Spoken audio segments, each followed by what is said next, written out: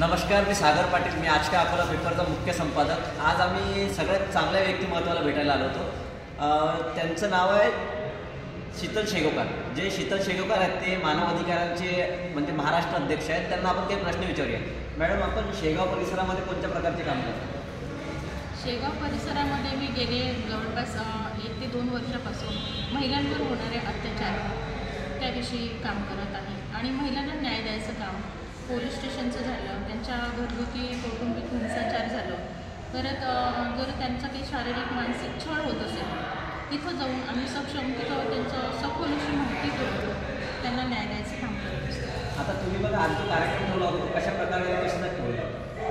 मला असं वाटते की महाराष्ट्रातील अख्ख्या जगातील महिला हे सक्षम आहेत, पण त्या सुरक्षित आहेत का? नाही. तर त्यासाठी मला जे हे केंद्रीय मानवाधिकार भारत सरकार अथॉरिटी RSSचं पद मिळालं, तर मला असं वाटलं की महिलांना आपण कुठंतरी सक्षम करावं, एकजूट करावी, संघटना करावी, जेणेकरून आपल्या भारतातील महिला ज्या आहेत सुरक्षित आहेत त्यांना कुठेतरी एकत्रीकरण संघटन जर आपलं असलं तर आणखी न्याय द्यायचं काम खूप जोरात चालेल आणि त्यांना कुठेतरी न्याय मिळेल. आता जे तुमची जी संघटना तुम्ही बनवत आहे, जे आपण आता स्थापित केलेली आहे, तर आपण कोणत्या प्रकारे किती कामं केली आहेत? माझ्याजवळ जवळपास आता 7 ते 8 महिन्यामध्ये 10 ते 12 केसेस आले. त्या केसेस मी सखोल माहिती घेऊनच सर्व प्रकारे हँडल केलेल्या. त्यामध्ये बलात्कार झालेले, आणखी शारीरिक मानसिक छळ आणि सासूसुनेचं किंवा मग घरातील अशी काही व्यक्ती असतात की सुनेचा हुंड्यासाठी छळ करतात, अशा महिलांना मी न्याय द्यायचं काम केलं आहे. आता याच्यापुढे आपण जे पण काही केस येतील तर त्यांना काही सांगायची इच्छा तुम्हाला?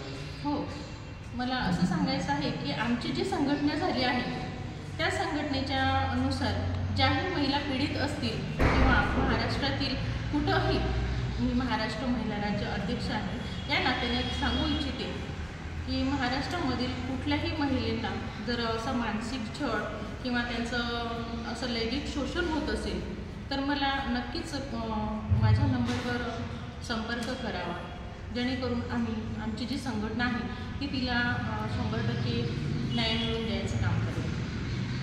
आज बघा, इतक्या चांगल्या व्यक्तिमत्वाला आपण भेटलो. आता त्यांचं म्हणण्याचा अर्थ असा आहे की ज्यावेळेस पण कोणत्या महिलेवरती अत्याचार होणार त्यावेळेस तुम्ही आम्हाला संपर्क करा. तर त्यांचा संपर्क नंबर आम्ही खाली देतोय आणि कोणत्या पण महिलेवरती अत्याचार झाला तर 24 घंटे आपण त्यांना कधी पण कॉल करू शकता आणि पोलीस स्टेशनपासून सगळे ते हँडल करू शकतात आणि यांची मदत घेतल्यानंतर तुम्हाला कुठेही प्रॉब्लेम येणार नाही अशी आशा करतो. धन्यवाद. केंद्रीय मानवाधिकार भारत सरकार अथॉरिटी महाराष्ट्र महिला अध्यक्षा. आज विश्रामगृह शेगाव येथे दिनांक 25/12/2023 मनुस्मृती दिवस, डॉक्टर बाबासाहेब आंबेडकरांनी ज्या दिवशी मनुस्मृती दहन केली होती असा हा आजचा दिवस. मी केंद्रीय महिला अथॉरिटी भारत सरकार महाराष्ट्र महिला राज्य अध्यक्ष आहे. त्याप्रमाणे आज मला असं वाटत होतं की महिलांची सुरक्षता कुठेतरी असावी. आज महिला सक्षम झाल्या आहेत, पण त्या खरंच सक्षम आहेत का? त्यांच्या सुरक्षतेसाठी त्या सक्षम आहेत का? तर मग मी असा विचार केला की आपण महिलांसाठी काहीतरी केलं पाहिजे. म्हणून मी आज सर्व महिलांना, बुलढाणा जिल्हा, अकोला जिल्हा येथील सर्व महिलांना माझ्या मानवाधिकार संस्थेमध्ये ॲड केलं आणि त्यांना आज नियुक्तीपत्र आणि ID कार्ड दिले आहेत. धन्यवाद. मी अलकाताई रमेश बांगर. आज मानव अधिकार स्त्री मुक्ती दिन या निमित्तानं मानव अधिकाराच्या राष्ट्रीय अध्यक्षा शीतलताई शेगोकर यांनी आज आमची जिल्हापदी नियुक्त्या देऊन आमचा सन्मान केलेला आहे.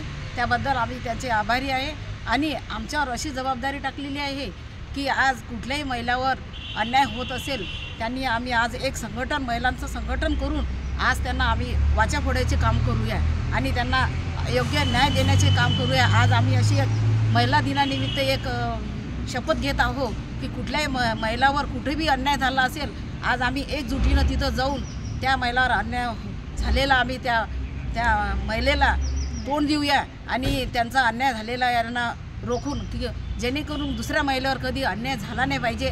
आज अशी आम्ही महिला मुक्ती दिनानिमित्त अशी शपथ घेतो आहे आणि एवढं 2 शब्द बोलून मी. नमस्कार, मी चंदा सुखदेव फोकमारे.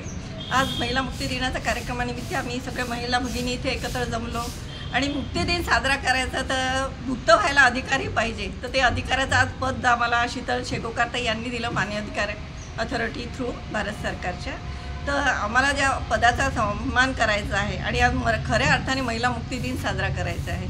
महिलांची जी कुचंबणा होत आहे ती कुचंबणेपासून आम्ही त्यांना मुक्त करायचा या दिवशी संकल्प घेऊ आणि तो नक्की आमचा तडीच जातील अशी आम्ही ईश्वरचरणी प्रार्थना करतो.